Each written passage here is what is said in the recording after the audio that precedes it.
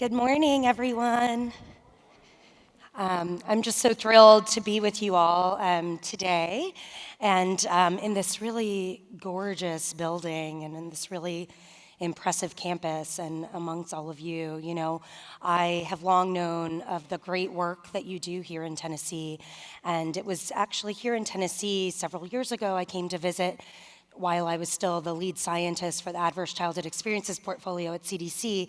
And here is where I learned that people in Tennessee don't talk about ACEs as adverse childhood experiences. They talk about all children excel. And so that kind of strength space, what we're trying to achieve, the protective factors, all the good stuff. So I'm certainly not here today to talk about what are ACEs necessarily. We'll talk about some of that. But we're going to say, what are we going to do about it? What are we going to do about it in partnership, together, all of us, to really prevent early adversity before it begins for people, young people here in Tennessee and around the country, I would argue around the globe. I have to say the last speaker, Sarah, is really impressive because I think her whole demeanor too, I could listen to her speak for hours. She's very calming. I learned that she was a preschool teacher before, which is really just a perfect fit. But she has kind of the dream job, being outside, being with young people. But why? Because she gets to see prevention happen every day. She gets to see that if we set the foundations for health and well-being for our kids, they thrive, right? That's the bottom line. That's the bottom line. And what my talk today is going to talk about how that is a public health imperative if we're to reach multiple public health goals in our country and certainly here in the state of Tennessee. So I'm just really thankful to have the opportunity to come here and to see resilience in action. I realize natural disasters and trauma abound. Certainly anxiety, fear, the culture right now with the virus and other issues that we're battling every day, violence in our communities around the globe. But when we can come together, and say, what is my role in preventing early adversity? What is my role? What can I do in partnership? The joke is that I always say prevention happens in partnership, and it could sound a little bit like a shtick. It's not a shtick, right? It's really the basis of public health. So we talk about public health all the time, but what really is public health? And I just really love this definition because it says that public health is what we as a society do collectively. Collectively. All of us, all of our agencies, all of our sectors, all of our partners, all of our professions, all of our families, what we do collectively to assure the conditions in which all people can be healthy. All people. Not people that maybe just look like me or you or live in my community or go to my kids' school, but what we can all, so that we can all achieve our maximum health and life potential. That is the work of public health. And so people, sometimes are new to public health, and so this kind of, stream analogy is very popular. It says, we noticed that downstream, a lot of people were dying. And we said, oh my gosh, what is it in the water? We test the water, we can't figure it out. We say, okay, and then someone finally says, hey, let's move upstream. Let's say why these people are falling into the stream to begin with, right? So there's a lot of cool resources that CDC has developed on their veto violence platform, so vetoviolence.cdc.gov. And here's where they've done the stream kind of picture, and you can see primary prevention. Okay, you put something at the top of the stream to block people from falling. Secondary prevention, obviously you throw rafts in, you try to prevent the serious illnesses and injuries. And then tertiary prevention, still really important, kind of the long response after the fact, trying to change trajectories for kids and families or whoever fell in those streams.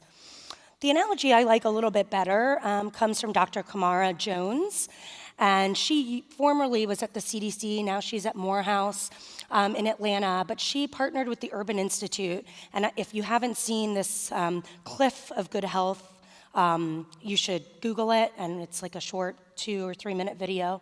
But these are some of the graphics from it where she says, okay, instead of the stream, it's really that people are falling off of a cliff, right? And this maybe makes it a little bit more practical for people. So you could put nets, right? Safety nets and such, but we know that nets have holes. They don't reach everybody. They don't help everybody. Certainly, we want ambulances at the bottom, right, if they fall through the net, to get them quickly to care. So we're talking secondary, tertiary prevention strategies here at the bottom. But she says, okay, and then you could also build a fence, right, at the top of the cliff to prevent people from falling off. So that's primary prevention, right, what we would say, stopping it before it occurs. But she also calls us to see that it's not by accident that sometimes people find themselves at the tip of the cliff, right? Some people are pushed toward that cliff through decades, centuries, generations of trauma, historical, structural and social determinants of health, things like this, right? So to suggest that we can put up a fence and help everyone, that suggests that the fence is equally available to everyone, right? That everyone, every community has the same fence, sturdy, strong, with all the resources, that someone tends to the fence, that someone keeps it in shape, right? And that someone's not being pushed. So she says if we're really supposed to be doing primary prevention, if we're really trying to stop these things before they occur, we must address social and structural determinants of health. By this, we mean we need to think about racism, historical trauma, discrimination of all types, sexism, income inequality, bigotry, inequities of all kinds, right? And so sometimes people are like, whoa, that's a whole lot. That's a whole lot. And it is a whole lot. But again, public health is what we as a society do collectively to assure the conditions, many of the conditions that came long before all of us, right? And so it's really up to us. You know, these two-gen approaches, these multi-generational approaches that I know that you know well in Tennessee. I've enjoyed the last few days getting to learn from all of you about what's happening in the state. But this must be part of our comprehensive approach to child abuse and neglect and other early adversity prevention. Others in this field of ACEs, you know, and certainly again with ACE Nashville here and all of your Building Strong Brains initiatives, you know this graphic probably really well, but I really like it, Wendy Ellis and colleagues, the pair of ACEs. She suggests, their colleagues suggest that maybe all along we've been measuring the leaves. We've been what we can observe, right? Abuse, neglect, growing up in a home with substance use or mental illness. But maybe we're measuring the leaves, but it's really, these are the roots that we need to focus on that are going to produce those leaves, right? So those are the same isms, if you will, that we were talking about in the slide before. This is, you know, racism, discrimination, poverty, poor housing, and poor housing quality and affordability, right? Context. The context matters. She calls it adverse community environments. I like to call it adverse conditions because, again, in that public health frame, this is what we must do, assure the conditions for health and well-being. And then, you know, many people have written about this. This is not really new. It's just growing. I really believe in the next generation of this work. And if we're truly going to be in the business of prevention, we must get to the bottom layers, get to those conditions that, again, produce the leaves that all of us are observing all around us all the time. And in fact, former CDC Director Tom Frieden had this health impact pyramid where he called for a prioritization of environmental change. So many of us in the room could be like me. I'm trained as a child clinical psychologist, right? So I'm used to helping one kid at a time, one family at a time. And certainly that work will always be important. But you can see here that if we're going to have true population level impact, we must also work and increasingly work at the bottom layers of this pyramid. Socioeconomic factors, changing the context and conditions for health and well-being. So it's not an either or, it's both and. It's all of these things. We have to have interventions at all layers. But again, to get to those bottom layers, what we're talking about is policy level factors. So first, let's back up. What makes a problem a public health problem? You know, for my 10 years at CDC, I will say that the most common question I got was, why is CDC studying child abuse and neglect? Like, what does that have to do with chronic disease? What does that have to do with infectious disease? People are very clear, of what CDC and public health's role is in coronavirus, right? Or in outbreaks or other kinds of infectious disease. So, during the time of the Ebola outbreak, we used to say, it's interesting because at the height of the Ebola outbreak, 11,500 people died in 1 year at the height of the outbreak. So huge public health impact. And we deployed all the resources, importantly so. But 11,500 kids die because of violence around the world every week and a half. So when you really think about, the burden, the magnitude, that's the first criteria. To make what makes a problem a public health problem, it's the magnitude. How many people does it impact? Is it a really super small number or is it a huge number? I would argue this is a huge number. And we know that our best assessments, right? We were talking about the census before, and they said that they missed in the 2010 census 1 million kids. Our surveillance systems are not perfect in this country, and certainly our understanding of the prevalence of adverse childhood experiences is not perfect, but we know it's very large. The second criteria that we use for what makes a problem a public health problem is, does it impact the health of the public, right? So there's some things like the common cold, very super prevalent. Everyone has the cold at some point. But in general, you can recover quickly, well, there's no big burden, right? You don't miss a whole lot of days of work or productivity, et cetera. But other things really do impact our health in many ways. We already know in this room that, of course, child abuse and neglect and other early adversities affects our health, and we'll talk about that. And then we really think, third criteria, are there prevention solutions? Can we take a comprehensive public health approach to tackle, to solve, to address the problem? So newsflash, all three criteria are satisfied for ACEs, as you all well know. So magnitude, 1 billion children experience violence annually, 1 billion, half of all children. And again, like I said, in this country, depending on what we measure, our surveillance systems are imperfect, so we know at least 1 in 7 kids experiences child abuse and neglect. In Tennessee alone, that number of abused and neglected children can fill 135 school buses. I'd much rather our 135 school buses be taking students to your 56 state parks, right, in true prevention solutions. But often it's not until they have reports of child maltreatment or other types of early adversity that they even get into our helping systems, right? So what we're talking about is a culture shift. What we're talking about is not that child protection meets families and then helps them after they've experienced crisis. It's reforming, transforming those systems so that families can get help, positive parenting discipline strategies connected to community resources before they come into crisis, okay? And we're gonna talk about that. Again, my main idea here is policy solutions, okay? Policy solutions help set the context for health and well-being.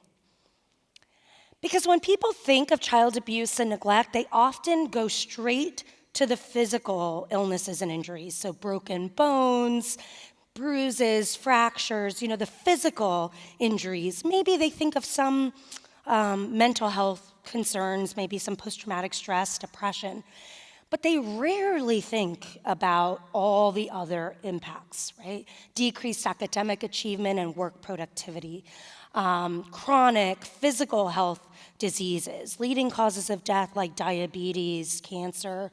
But we know from decades of research, and you all know very well in Tennessee, that early adversity has lasting impacts across health topics, okay? So it doesn't really matter if you're in the business of wanting to prevent infectious disease, right? Or maternal health, poor outcomes, mental health, injury, chronic disease, health risk behaviors like opioid use and misuse, substance use.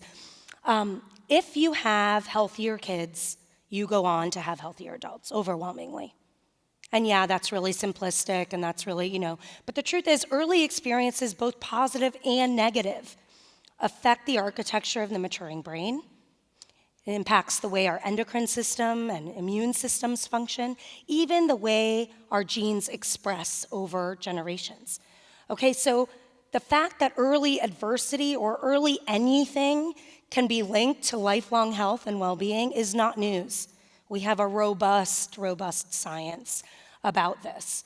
And of course, much of our science in the past 2 decades have been due to the adverse childhood experience study or collection of studies. Again, I think you all know very well about this study. We're not going to go in huge detail, only to say that the original study was among a mostly white, mostly educated, all insured HMO sample, okay? And even in that kind of have population, we saw that these instances of early adversity were very common, okay? Over 60% had at least an ACE score of 1.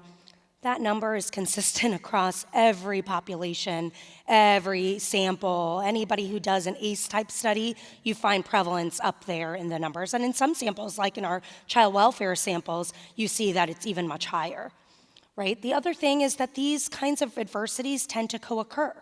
So if you have an ACE score of 1, you're about 85% more likely to have additional early adversities. Those of us in this area understand that, right, that these kind of risk factors tend to co-occur. But it's not that simple because, of course, this is not the entire universe of early adversity that we know our kids experience here in the US, here in Tennessee, right? We don't measure a whole host of adversities that would also impact or could also impact health and well-being in much the same ways, right? And we also, it's more complex than these are all bad things, right? We know things like divorce can actually be protective of health in a context of a highly conflictual home environment, right? So it's kind of, it's important to know what the data show and what they don't exactly show. But still, I think the power of ACEs is that everyone, no matter what presentation, even though I never ask people to do this, but they're all adding up how many they have, right? They want to know what's their impact. Good news, ACEs are not deterministic. It doesn't mean that if you have ACEs, you will go on to have negative health impacts. But it does increase your risk for having those health impacts. So this is a screenshot of the first page of CDC's recently released Adverse Childhood Experiences Vital Signs. So for those who don't know vital signs, it's sort of the premier publication that CDC puts out, and they have all the resources, communication resources from the agency, so big CDC. And this is only the second violence topic that has ever had a vital signs. There was a suicide one about a year or two ago. And this ACEs one came out in November, and I had the great fortune of being the first author on this study. But what does it tell us? It really tells us what we've known for a long time, that ACEs were common. This time, though, the power of these analyses is that it used data from 25 states, including Tennessee. So it was the most diverse representative sample to date, about 144,000 participants on the Behavioral Risk Factor Survey. And in this sample, you saw similar prevalence, right? I think about 61% had an ACE score of 1. I think more compelling is that 1 in 6, or 16%, had 4 or more ACEs, right? And I'll show you kind of a summary slide that says the more ACEs you have, the higher your risk for a whole host of negative health outcomes. But what this study also did was it linked adverse childhood experiences to 5 of the 10 leading causes of death, including the leading cause of death in this country, cardiovascular disease. Okay, so this kind of helps us as a field make the case for if we have healthier kids, we can go on to have healthier adults. And if we want to solve major public health crises of our day, then we need to be in the business of integrating primary prevention of early adversity, ACEs, child abuse and neglect, into all of our comprehensive strategies and approaches. Here's the slide I was saying. This is kind of a summary slide that my team did while I was at CDC leading this work to say, it's not about documenting the 41st, 42nd, 43rd health outcome of early adversity. This is a robust science, okay? And this same general pattern exists across topic. So as your ACEs, number of early adversities, goes up there on the horizontal axis, so too does your risk for a whole host of negative outcomes. And these are physical health outcomes like diabetes, obesity, cancer. It's also things like mental health problems, of course, depression, suicide attempts. Also health risk behaviors like smoking, alcohol use and misuse, drug use, and then various forms of life opportunities. So the one question I would get a lot is, Dr. Merrick, I understand what you're presenting, but I'm just wondering, isn't it true that when kids go to college, that buffers their health risk? Well, that presumes that all of our children have an equal opportunity to go to college, that college is equally available and affordable for all people to go to, right? Just not true, just not true. And so we documented a similar pattern based on the number of ACEs on outcomes like high school non-completion, adult unemployment, and adults living in poverty. So it's not that poor people have high ACEs. I hear that a lot. That is a misrepresentation of the data, because remember, we're measuring ACEs in childhood first, and then outcomes later in life. So as you have high ACE scores, you're more likely to live in adult poverty, or to not complete high school, or to be, as an adult, unemployed, but that's because of the early adversity, right? So it's not something wrong with those people. It's what have our systems done? What have we done collectively as a society to assure the conditions in which all people can be healthy, right? Again, back to that basic definition of what is public health.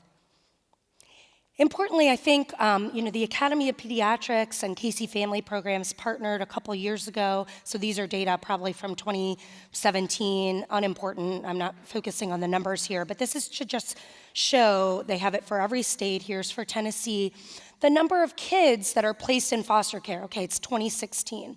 So 6,200 kids were placed in foster care. 11% were infants. And in 29% of those placements, parental substance use was a factor. Okay, this slide is to say this is the intergenerational continuity of this problem, right? Because we know from the data that not only do ACEs increase things like opioid misuse, right, or other kinds of substance use, but we know among parents that are suffering with addiction or that are using and misusing opioids and other substances, many of them have kids in the home, right? And if you remember, growing up in a home with parental substance use was an ACE. So this is where we must be in the business of these multi-generational, certainly two-gen, but I would say multi-generational approaches to prevention.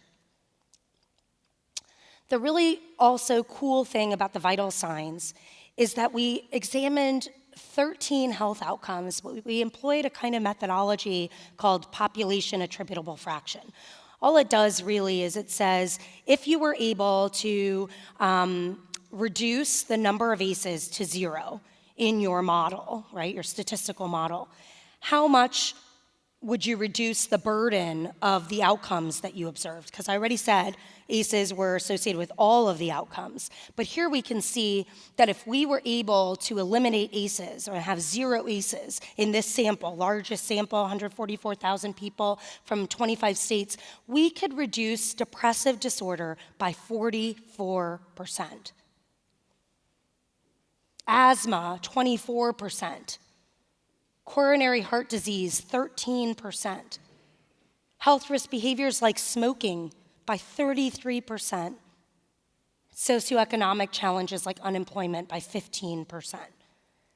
So again, this is, if we are going to address any, I would say any, public health crisis in this country, we must think about and be in the business about preventing early adversity.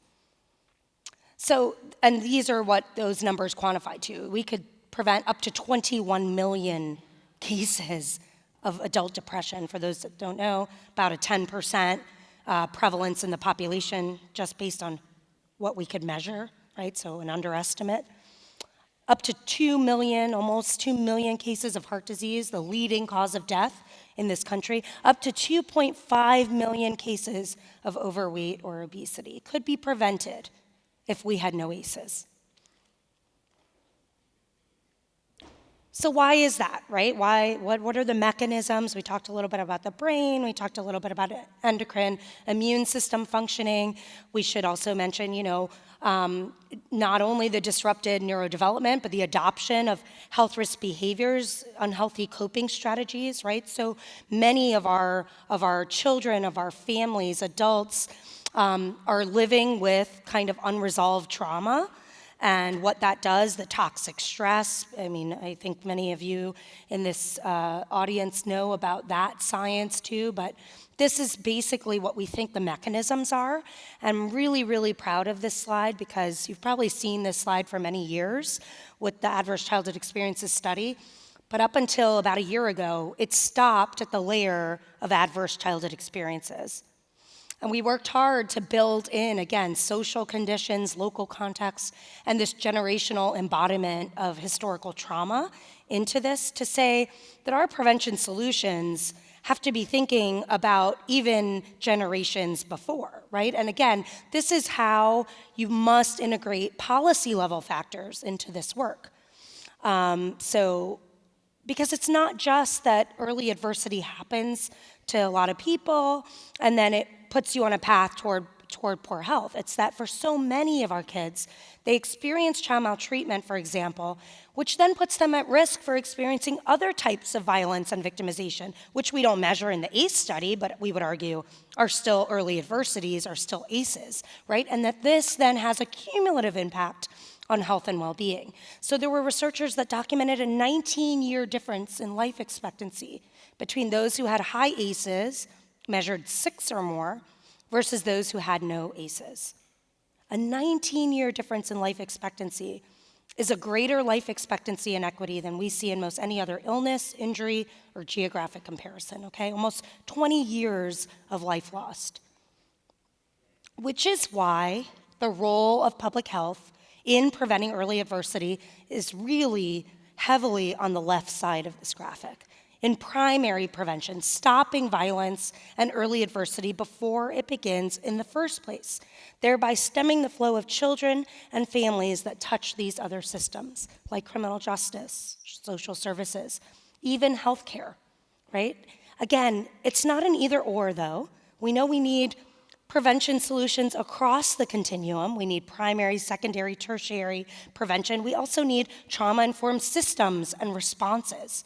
But you all know, so often this field, we go straight to intervention after the fact, right? Maybe we move a little bit up to early identification and screening, referral to treatment. Trauma-informed is the buzz right now. I'm not against trauma-informed, of course. I think we must be trauma-informed and trauma-purposeful. But we can't stop after the fact. We could have the best interventions. Like, we've built some science on the best interventions to help change trajectories after trauma has occurred. But we need to really back up, get to those roots, and prevent early adversity before it begins in the first place. Because again, healthy kids lead to healthy adults.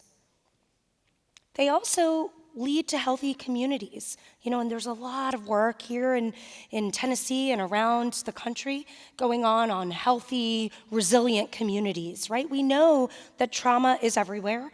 Again, I said we've only measured a tip of the iceberg, and in that measurement, it's not perfect, right? So we know that there's other things that are impacting our communities. But we also know in any community there are assets, there are strengths, there are protective factors that we need to build and grow. Right? As a field, I think, of child abuse and neglect, we knew a lot about the risks and how to focus on reducing risks. But we're increasingly in the business of increasing protective factors, right? Decreasing risks, yes, still important, but increasing protective factors is the key if we're truly going to do comprehensive prevention. Healthy kids also lead to a healthy workforce, both current and in the future.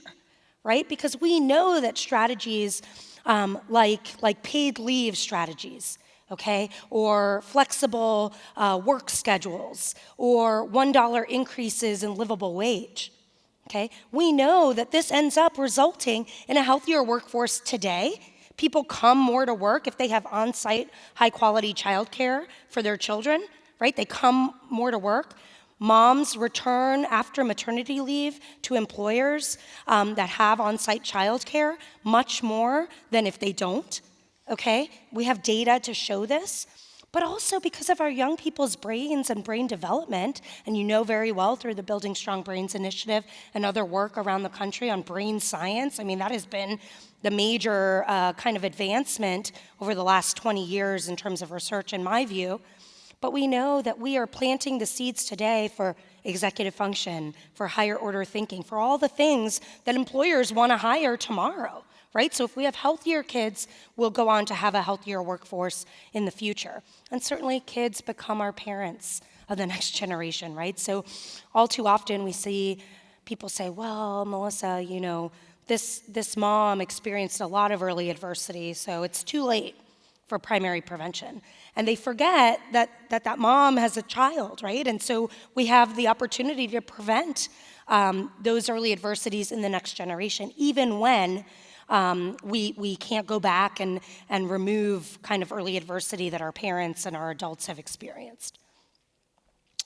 So how are people doing this at the national level? I mean, I think in Tennessee, it's been so wonderful to learn from you all and for you all to really take a lot of the best practices, even a lot of the language that's been at the national landscape and really use it and integrate it here in Tennessee. But this is the leading vision and framework at CDC, so the leading public health agency of our country. And it's called Essentials for Childhood, Assuring Safe, Stable, Nurturing Relationships and Environments for All Children. It's a mouthful, but we painstakingly pick every word because every word is super important, right? So we want these kinds of, first of all, assuring, a very visionary leadership role, word, very loaded word.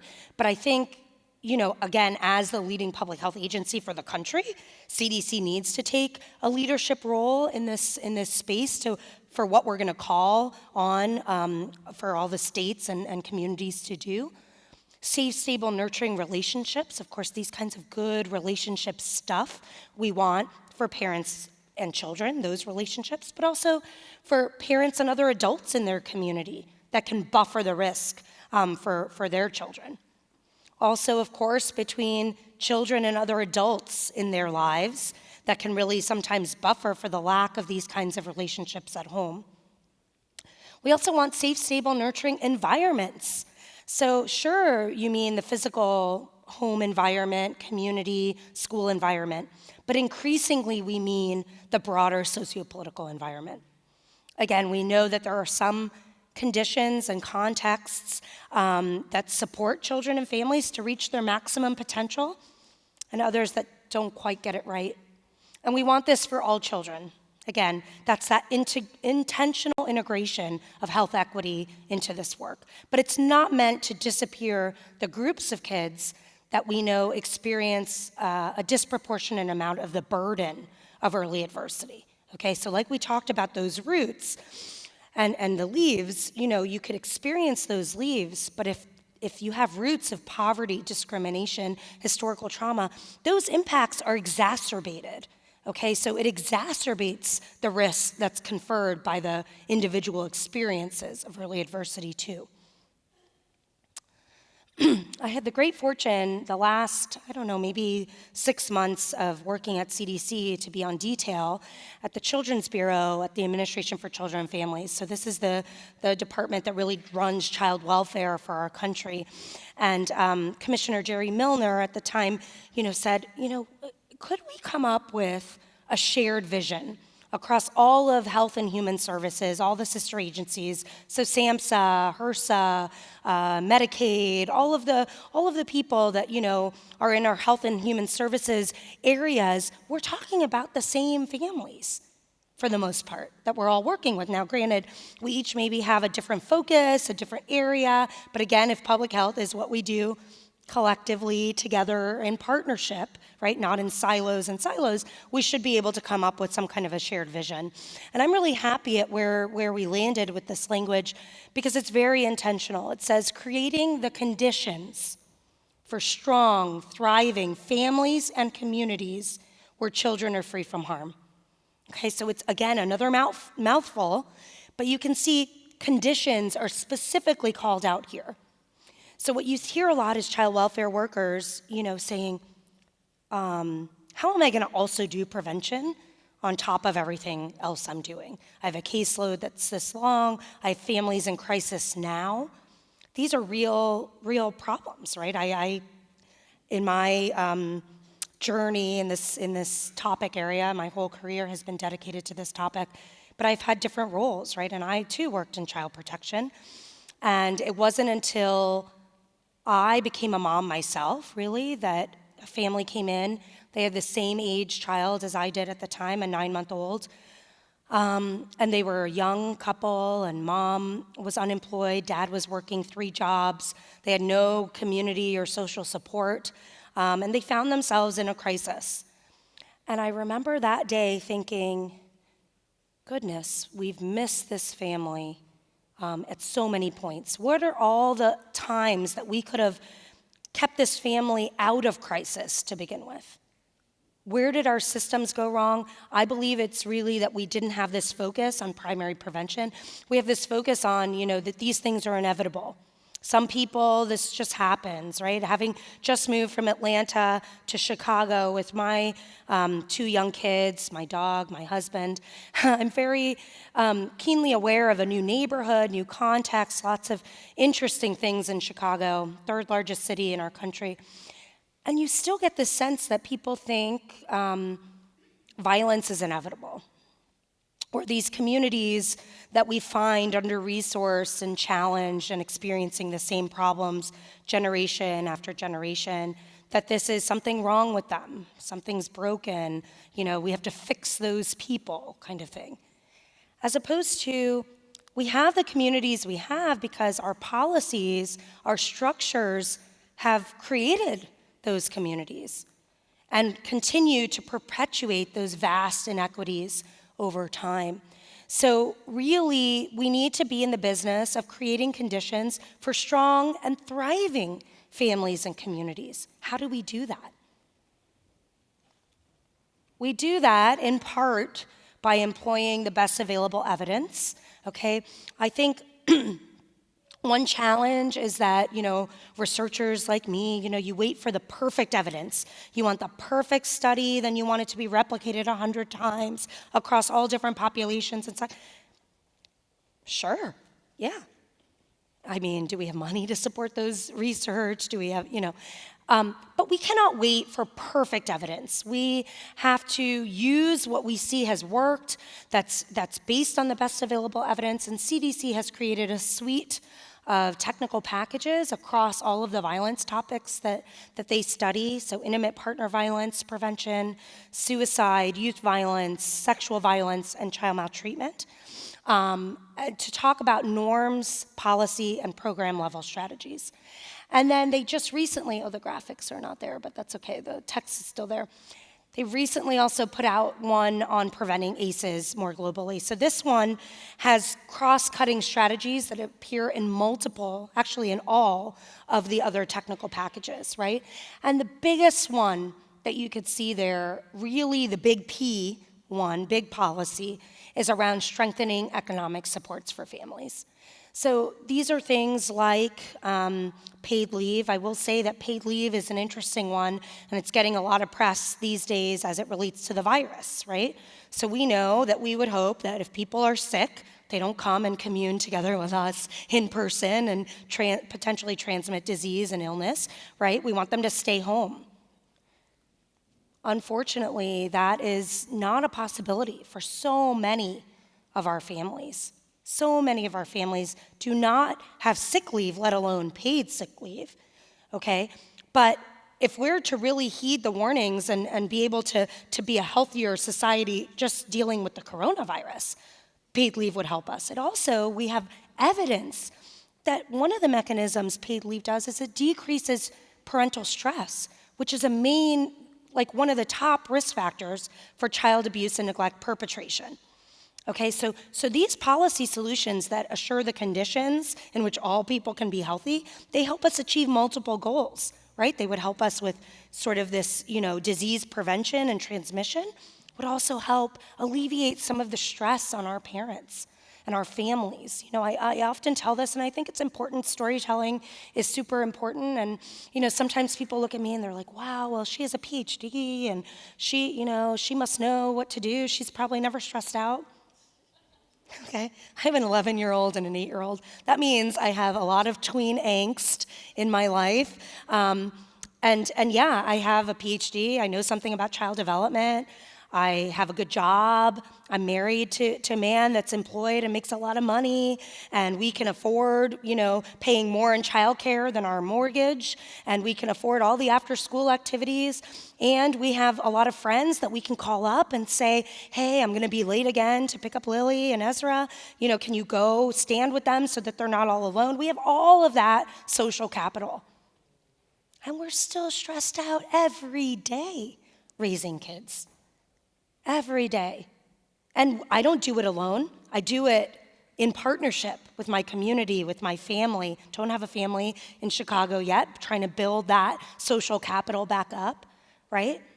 But I'm stressed out every day. So imagine when I get a call after I've taken the green line in and I'm at my office, I'm sitting down, ready for my day.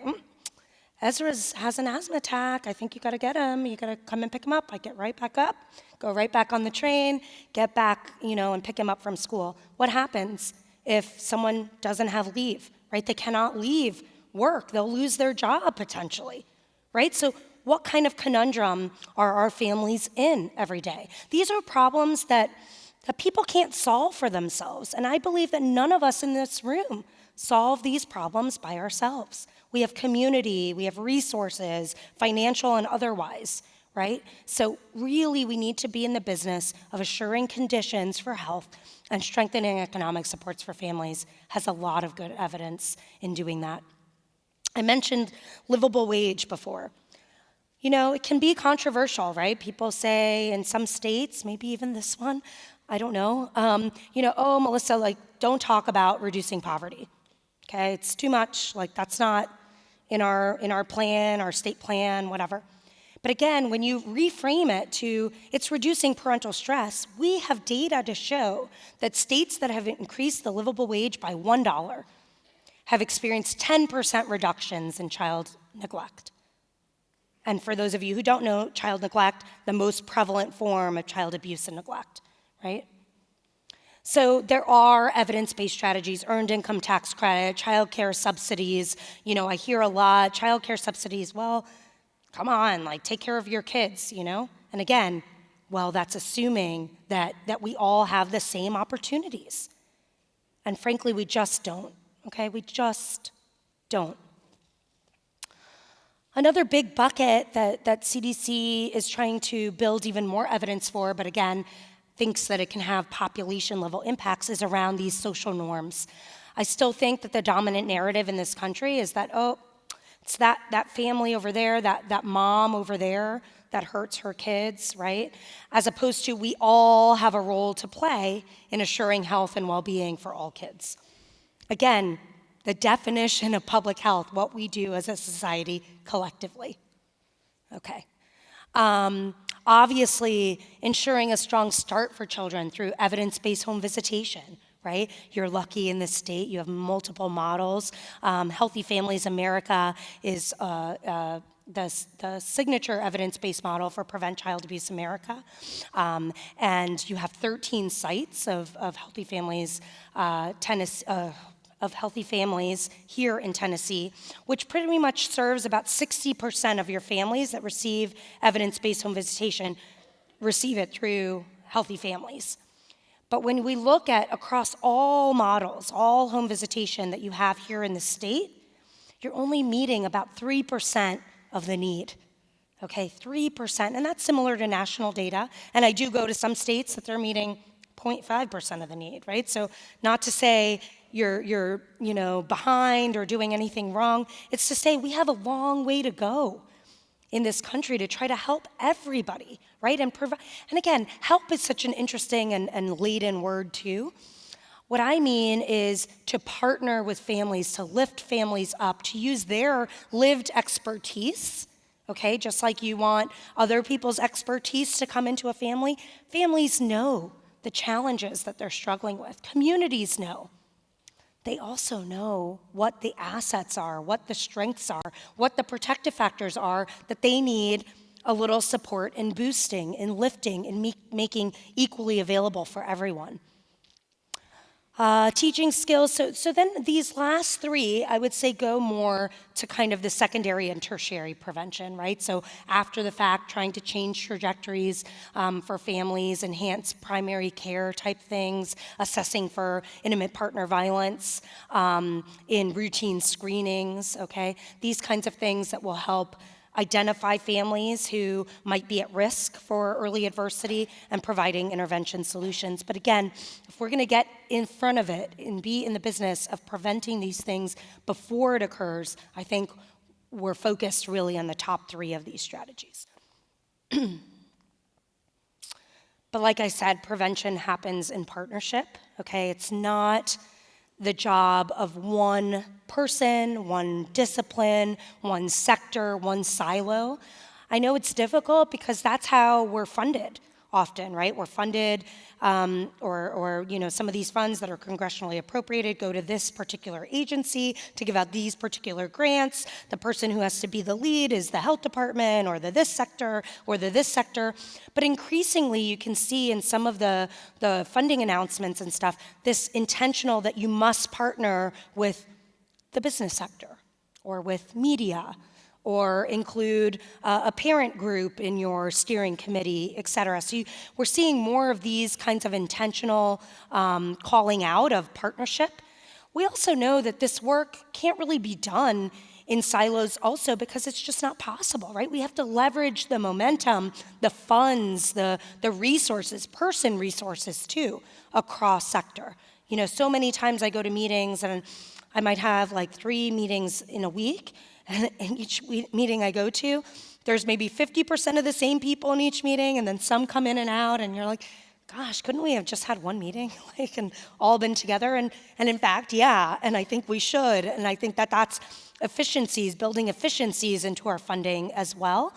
I also think that at the federal level, beyond this intentional calling out of sectors and partnerships, we're also seeing this focus on trying to prevent multiple kinds of outcomes by our studies of X intervention. And what I mean there is that there's not enough funding to come from one line to say, okay, evaluate this policy on child maltreatment.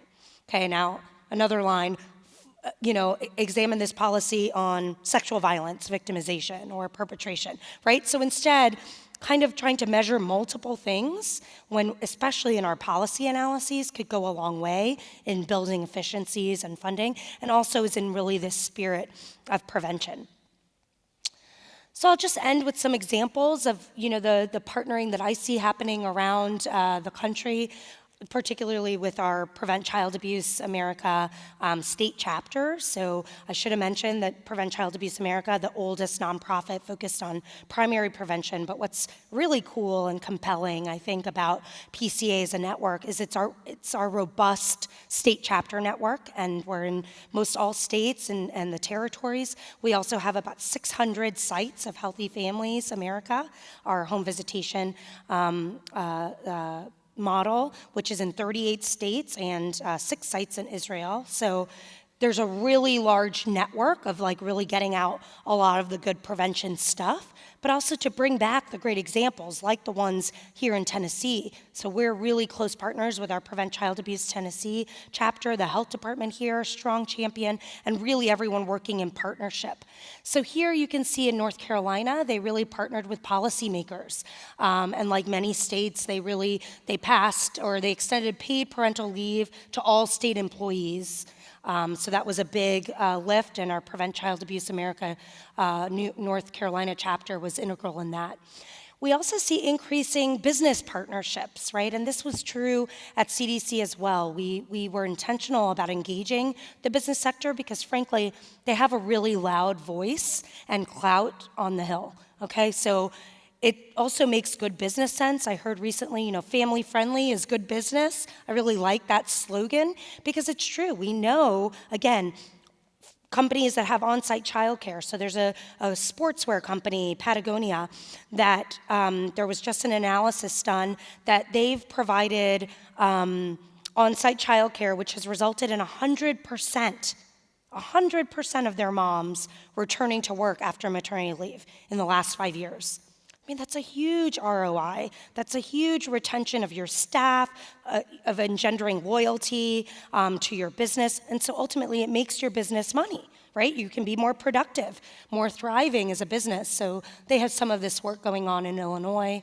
Media is another big partner that I think, we increasingly need to work with, not just around sort of public awareness campaigns, although I think that would be really cool if we could raise funds and do something nationally. It would be less about, the awareness campaigns that happened in the 60s and 70s in this topic were just, whoa, child abuse happens, right? And they were kind of like these scare tactics and, help children. You'd see sad pictures of children and stuff.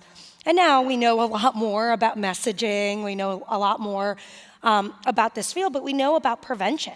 So now how cool if we could lift up happy, thriving children and families and talk about we can prevent early adversity before it starts. It's not inevitable, right? And so a lot of that work, here you can see some of that. They went on a morning show in Arizona.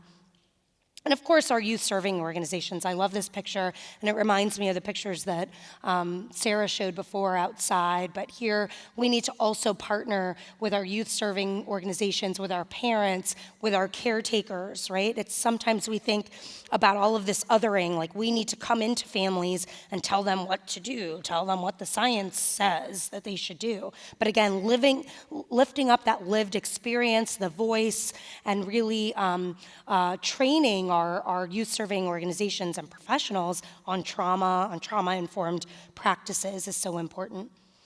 And you guys know all about this in your state. This is a slide from the Building Strong Brains initiative here in Tennessee, and I just really love it because all around these concentric circles, if you will, are community, businesses, philanthropy, justice, all the different partners, faith communities, media, mental health, substance use, right? We all have a role to play. We all have a role to play. Another slide from here in Tennessee of just your funded community innovations. I will say that this is something that very much mirrors the guidance at the national level because we believe that prevention not only happens in partnership, but it also happens in community, right? I sometimes get questions, Melissa, like, if I could only have one partner, who's the key partner, right? You can't answer that question because it varies. Who is the champion? Who's the key stakeholder in your community? Who can you lift up? In some communities I visit, it's really a pastor with a strong lived experience or trauma voice, right? In other communities, it's a business owner, a small business owner maybe. Chambers of commerce are increasingly interested in this topic and are becoming loud and vocal champions. At PCA Tennessee the other morning, we had a breakfast, and the Rotary Club, the guy from the Rotary Club in Memphis was talking about all of this work that the Rotary wants to do, right, to prevent early adversity before it begins in schools. So you have partners everywhere. It's about relationship building. Relationships make the world go round. I mean, that's true. And building those relationships with your policymakers as well. You are so fortunate here in Tennessee. Chairman Alexander, who is, on the chair of the committee, the Senate Help Committee that has jurisdiction over CAPTA, the Child Abuse Prevention and Treatment Act. Such a strong voice for prevention, right? So you have, and actually, I just went to the center that's named after his wife, and such a beautiful center, such a beautiful space. I learned that they were allowing people to use the space whose offices had been impacted by the tornado. I mean, these in-community prevention is all around us, okay? And community resilience is high. So it's just really amazing to see what you're doing here in Tennessee, and it very much is what we are calling for at the national level. Because again, those leaves that we observed, right, we believe are produced by the roots, right, that we talked about, all the isms, all the historical trauma. But what if our roots were things like this? Faith, safety, jobs, therapy, community. What would be the leaves that we could observe then? Love, health, trust, peace, all good things, right? This is a slide from the Merrick initiative, Mobilizing Action for Resilient Communities. This work was funded by the Robert Wood Johnson Foundation, and it's managed out of the Health Federation of Philadelphia. They fund 13 communities, mostly, I think, in the Northeast, South. But we remembered that there is a community here in Tennessee, too, in Asheville, not Nashville, but Asheville, a Merrick community. So I encourage you to look at their resources as well. And again, bottom line, healthy kids produce healthy adults, healthy parents, healthy communities, and a healthy workforce. So thank you for the work that you all do in partnership. I'm so thankful to be in your beautiful state and to have been able to explore some of Nashville last night with some colleagues. But again, looking around every community, there's just so much hope in this work. And someone mentioned, how can we talk about ACEs without hope? And we mean that both as hope, what we all know as hope, but there's increasing evidence too on these healthy outcomes through positive experiences, the acronym of HOPE. Maybe we need to be measuring more of that, right, to counteract our ACE science or build really what that science would look like in the future. But again, we're so thankful to be doing this work for kids and families in partnership with all of you all, and really thankful to be here with you today. Thanks.